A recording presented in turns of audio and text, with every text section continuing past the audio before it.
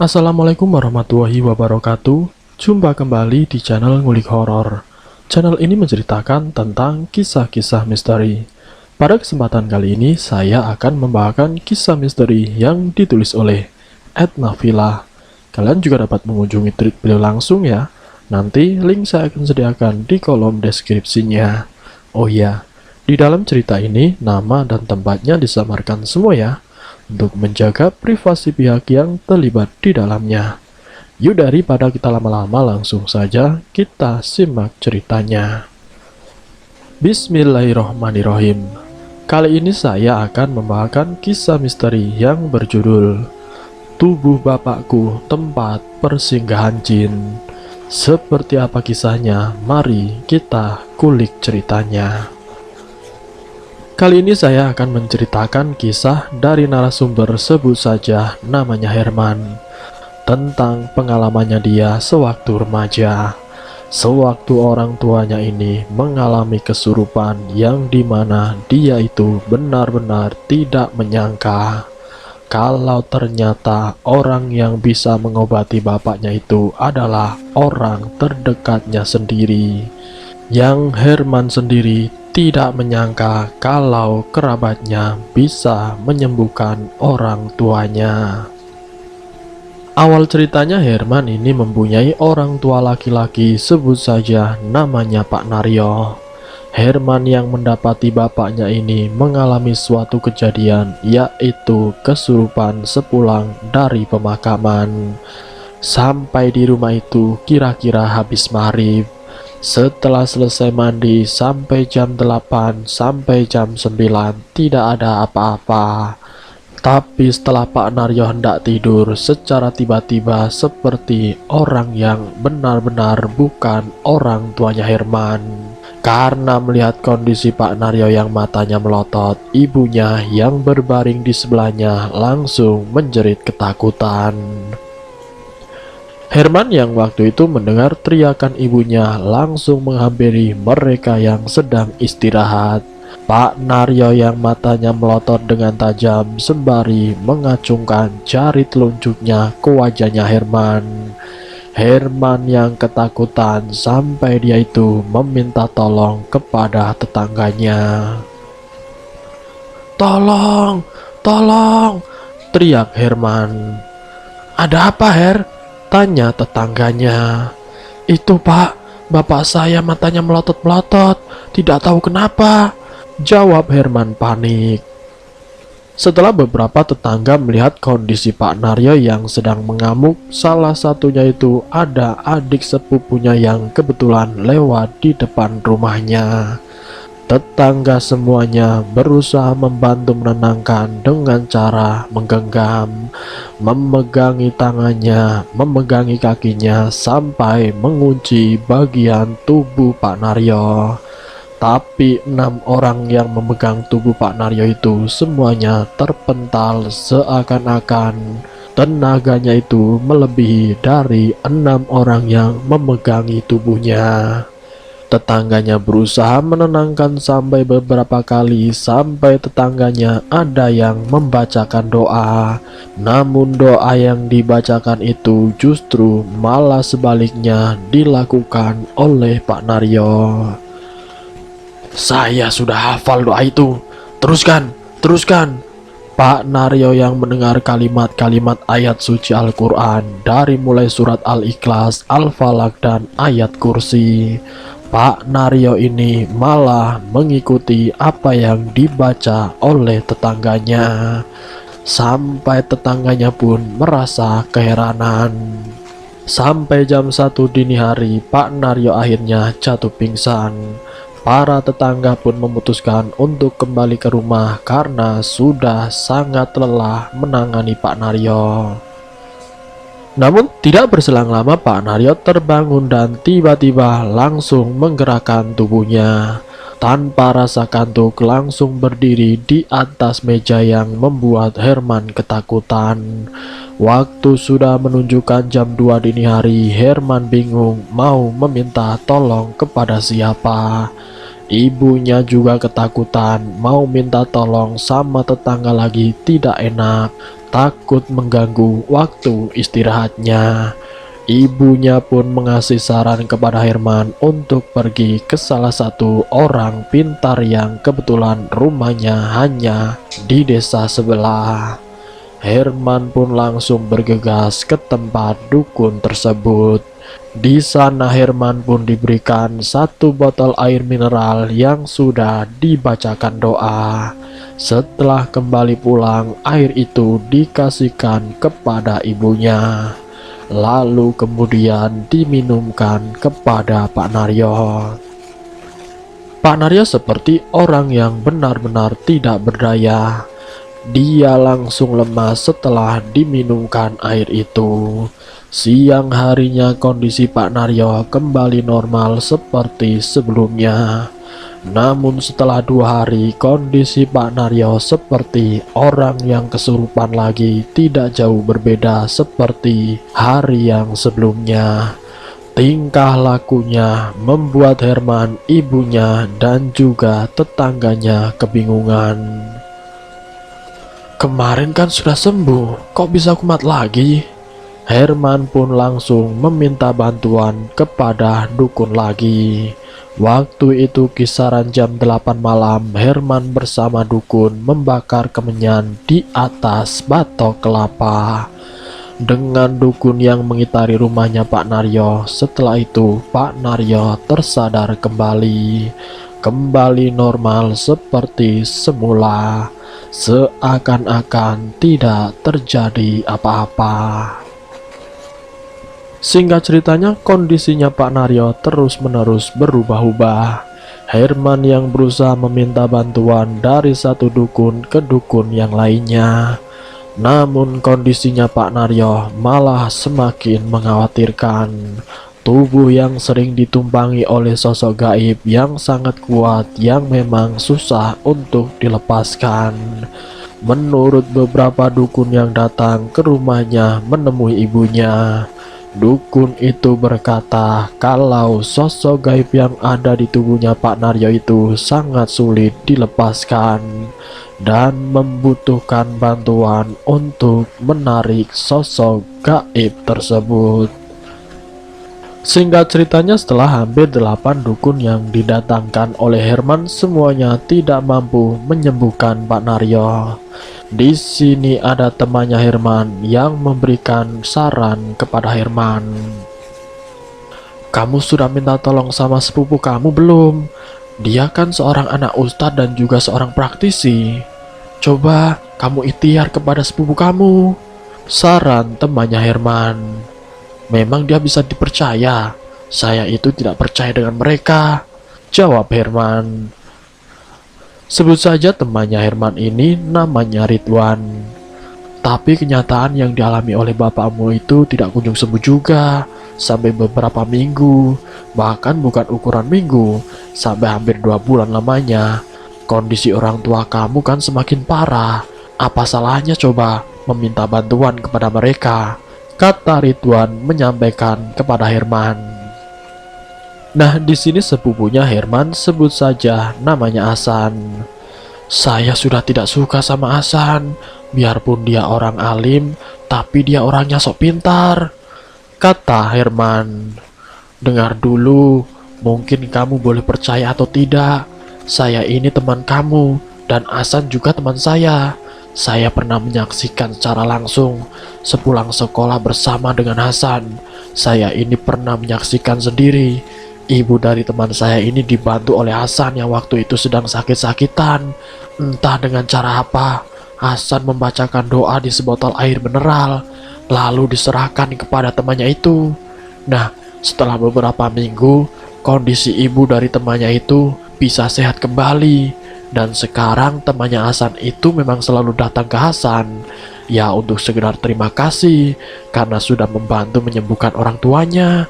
Dan hasil komunikasi pada saat menyembuhkan itu, katanya ada orang yang tidak suka dengan ibu dari temannya itu dan dengan sengaja membuat ibunya sakit. Di situ Hasan menyarankan agar ibu dari temannya ini lebih giat lagi melakukan ibadah dan juga zikirnya tidak boleh terlewatkan. Alhamdulillah ibunya sampai sekarang sehat-sehat saja, Ucapan dari Ridwan ini tidak membuat Herman percaya begitu saja. Dengan apa yang dimiliki Hasan, dengan kemampuan Hasan sebagai sepupunya ini masih tidak percaya.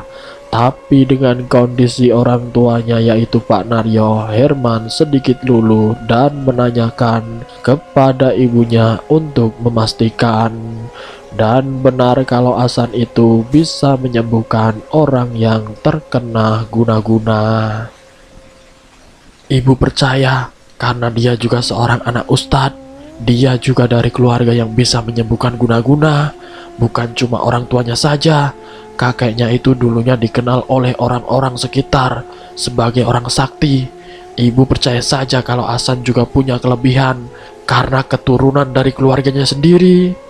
Apa yang diceritakan teman kamu tadi bisa jadi itu memang bukan omong kosong. Terus kamu belum menyampaikan kepada Hasan, kata ibunya. Ya, saya belum menyampaikan karena saya tidak percaya sama Hasan, Bu. Sudah, coba kamu minta tolong sama Hasan ataupun sama paman kamu sendiri, yaitu orang tuanya Hasan, perintah ibunya.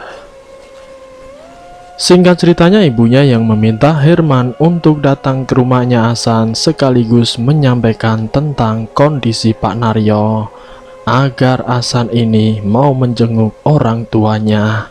Herman pun datang bersama Ridwan karena memang belum percaya sekaligus kurang akrab dengan sepupunya itu. Ridwan yang memang sebagai teman dekatnya Hasan menyampaikan apa keinginan dari Herman.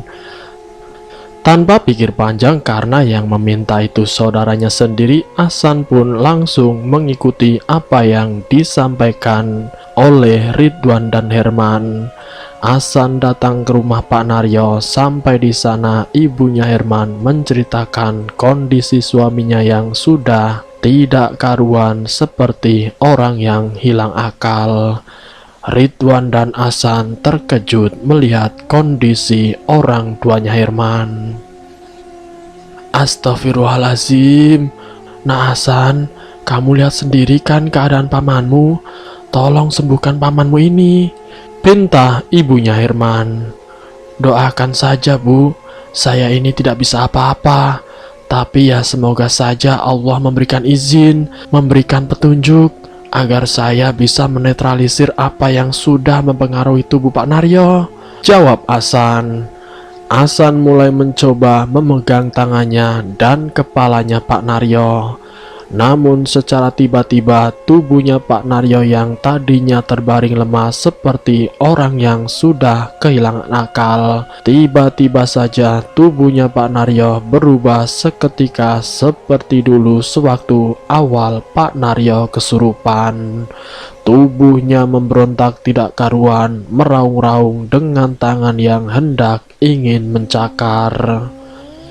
Pak Naryo berdiri di atas tempat tidurnya sembari menunjuk ke arah Hasan. Hasan sendiri masih dalam keadaan diam sembari tangannya mengarahkan ke tubuh Pak Naryo. Reaksi dari tubuhnya Pak Naryo ingin menghantam Hasan, tapi saat hendak memukul itu seketika tubuhnya Pak Naryo terjatuh. Hasan yang bersila duduk berdiri dengan membacakan ayat kursi yang didengar oleh Herman dan juga ibunya.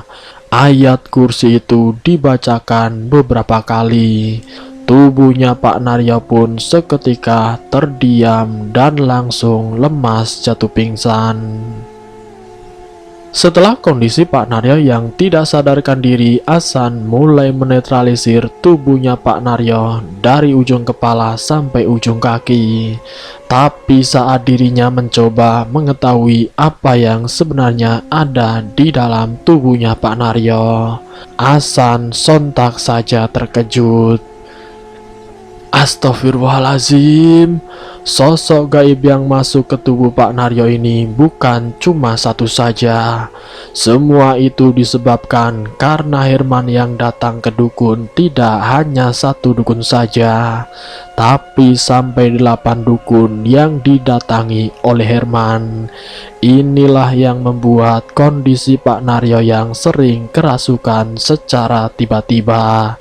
Tubuhnya Pak Naryo dijadikan sarang atau rumah dari jin yang dikirim oleh dukun untuk bertarung melawan sosok yang mengganggu tubuhnya Pak Naryo. Ibunya pun sampai terkejut mendengar apa yang disampaikan Hasan. Tidak menyangka apa yang disarankannya itu malah semakin berdampak bagi suaminya sendiri. Bantuan dari 8 dukun itu bukannya menyembuhkan tapi berakibat fatal. Tubuhnya Pak Naryo diraungi bangsa jin. Setiap harinya Pak Naryo terdiam, namun tiba-tiba kesetanan dan berakhir jatuh pingsan. Setiap hari dapat dipastikan Pak Naryo akan seperti itu. Singkat ceritanya, setelah kejadian itu, Hasan meminta tolong kepada ibunya Herman, termasuk Herman juga, untuk melakukan sholat fardu untuk memperbaiki sholatnya, untuk memperbanyak sunah-sunahnya, sekaligus memperbanyak zikir dan meminta agar barokah doanya itu dikhususkan untuk Pak Naryo. Dan itu dilakukan terus-menerus karena kondisinya Pak Naryo sudah menjadi rumah bagi para demit, yang membuat Hasan tidak mudah untuk langsung mengeluarkan semuanya dari tubuh Pak Naryo.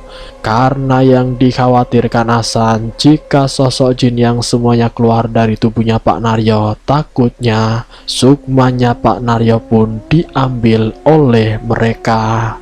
Karena tubuh yang sudah hampir 1 bulan lamanya dipengaruhi oleh kehidupan alam lain, yang mengakibatkan tubuhnya Pak Naryo seperti tidak terkontrol dan bisa hilang kesadaran. Setelah 1 minggu melakukan apa yang disarankan oleh Hasan, Herman dan juga ibunya setiap hari datang ke rumahnya Hasan. Hasan berusaha menerapi atau menghilangkan pengaruh gaib di tubuhnya Pak Naryo tahap demi tahap. Setelah 1 minggu itu, barulah kondisinya Pak Naryo mulai terlihat ada perubahan. Dia mulai mengingat siapa istrinya, dia mulai mengingat siapa dirinya, membuat ibunya Herman ini percaya kalau suaminya itu benar-benar sudah sembuh. Tapi di sini tidak bagi Herman. Herman khawatir atas kejadian waktu dulu terulang kembali. Sewaktu dirinya datang ke dukun, hanya beberapa hari bapaknya sembuh, namun nanti akan kumat kembali. Hasan, tolong saya, tolong bantu keluarga saya, terutama kepada bapak saya. Saya awalnya memang tidak percaya sama kamu, tapi setelah hari ini kamu membuat saya terkagum-kagum dengan apa yang kamu lakukan terhadap keluarga saya. Untuk bapak saya yang sudah sadar, saya minta tolong sama kamu Hasan, agar bapak saya tidak kumat lagi seperti kemarin-kemarin. Rengek Herman yang akhirnya percaya kepada Hasan. Insya Allah, yang paling penting jaga sholat kalian, jaga sholat sunnah dan perbanyak berzikir. Insya Allah sosok jin itu tidak akan masuk ke tubuh Pak Naryo lagi, jawab Hasan menjelaskan. Dan semenjak saat itu, setelah hampir 20 hari, Hasan ini secara bertahap membantu Pak Naryo agar pulih kembali. Singkat ceritanya, kondisi Pak Naryo kini sudah pulih. Pak Naryo sudah bisa beraktivitas seperti sedia kala. Semenjak saat itu, akhirnya Herman percaya dan yakin dengan apa yang menjadi kelebihan Hasan. Setiap apapun hal-hal yang menimpa ibunya ataupun bapaknya, Herman selalu meminta bantuan kepada sepupunya itu. Tapi Hasan menolak karena dalam pikirannya Hasan itu masih ada orang tuanya yang juga seorang praktisi dan pastinya lebih dari dirinya. Namun walaupun begitu, Herman jauh lebih percaya kepada Hasan karena memang secara nyata dan terbukti kalau dia itu juga memang punya kelebihan yang memang semua itu karena kehendak Allah. Semuanya itu bukan karena Hasan sendiri. Dia hanyalah manusia yang tidak tahu apa-apa.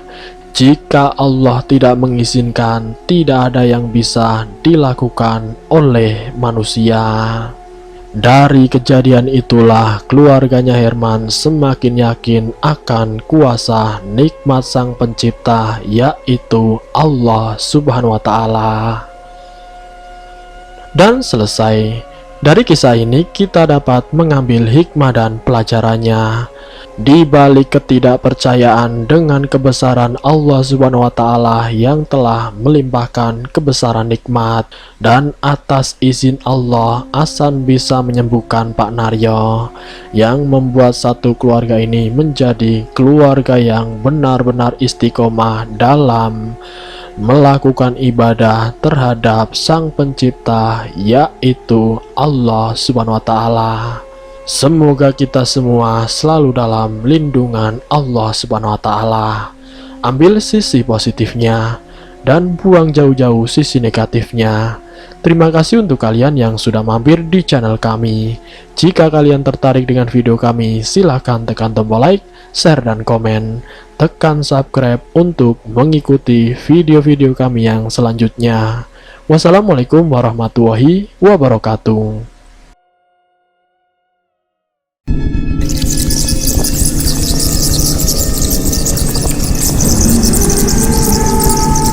Selamat datang di channel Ngulik Horor.